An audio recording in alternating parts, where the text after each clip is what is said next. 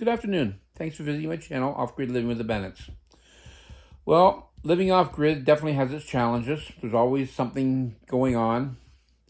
This week I walked around for 2 days with a nosebleed and Kleenex shoved up my nose. We've seen it before. We've watched movies. People get into a little tussle with someone. Next thing you know, they got a bloody nose. Kleenex goes up the nose. Well, that's not what happened to me. What happened to me is I'm living in my off-grid home with a wood stove and the air is really dry. So what I need to put humidity in the air. So when you're off-grid, water is essential. You need water. You need it for showering. You need it for doing dishes. You need it for cleaning. You need it for drinking. Water is essential. So what we do is we do have our water. We get it from an artesian well. In the summer, we get it off the eave trough and we run it through filters. But rather than waste water, what my wife does is she goes outside and collects snow and puts it on the wood stove in a pot. And she uses that for dishes. She uses that for cleaning. And she uses that for putting humidity in the air.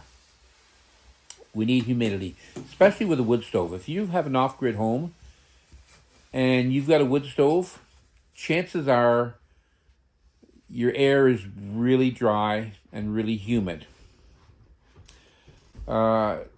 Humidity in the winter should be 30 to 40%.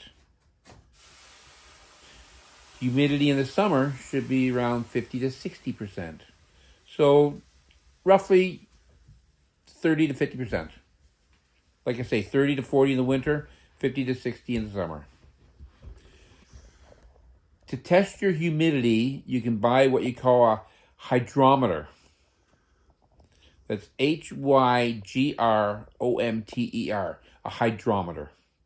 That will tell you how much humidity you've got in your house. So I could buy a humidifier and I could put humidity in the air with that. But because I live off grid, and just like water is important, so we gather snow for humidity, to put humidity in the air, also hydro is important for us. So we're on solar, and so just in order to save just a little bit of hydro, we put a pot on the stove.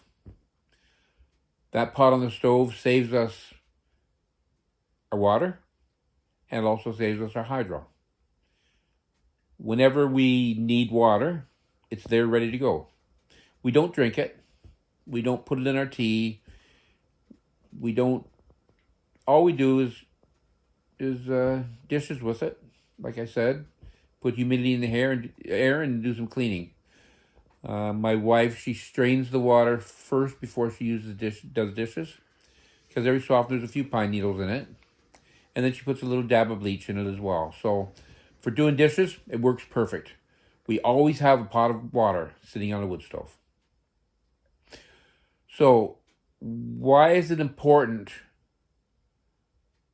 that your humidity level is in check? Well, if your humidity is too low, then you get dry skin, you get sore throat, and oh yes, you get nosebleeds. Have you ever gone and touched somebody and found out that you got a shock from them? The reason is because you do not have enough humidity in the air. You need to put humidity in the air. If you have too high a humidity, then what happens is you get mold growing. You get possibly dust mites. And worst case scenario, you have allergies and asthma. So it's really important to have your humidity in check. If you find that you've got too much humidity in the air, make sure that you turn on that bathroom fan when you're showering and bathing. Make sure you turn on that fan over your stove when you're cooking. Get that humidity out of the house. That's not my problem. My problem is I need humidity. Now, you can buy a dehumidifier.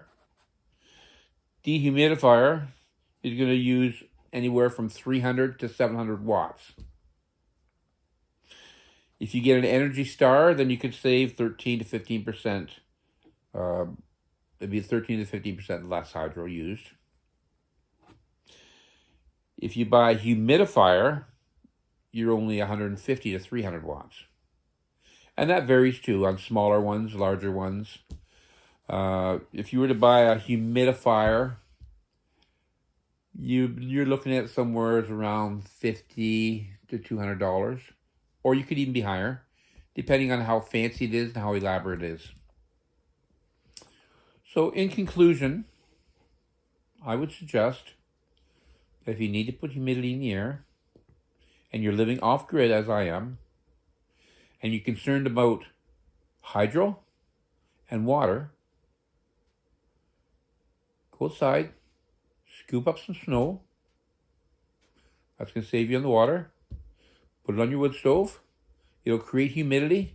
That'll save you on hydro. Works perfect for us. Our humidity in our house was at like 17%. 17% is way, way low. We need 30 to 40. So what we're doing now is we're putting a pot of water on the stove, on the wood stove, and it's there 24/7. And as I stoke up the wood stove with wood, I get some snow from outside and I put it in the pot. That's how we deal with our humidity in our house. I think there's some good information here for you. Take a look at it. Take a look at the numbers. Go get yourself a hygrometer. Find out how much humidity you have in your house. Are you getting nosebleeds all the time? I felt like a dummy walking around the other day with a chunk of Kleenex hanging out of my nose for 2 days. Every time I went to blow my nose, it would be fine. I'd take it out, I'd be fine. As soon as I blow my nose, I try to do real gentle. Sure enough, gushing again. So, take care of the humidity in your house. Not only for you, but for your kids and your wife, your family, your husband, your whole family. Get that humidity out of there. And like I say, if you're off-grid, you got to find ways to save money. You got to find ways to save your energy and focus on other things. Have a great day, and thanks for watching my video. We'll talk to you in the next video.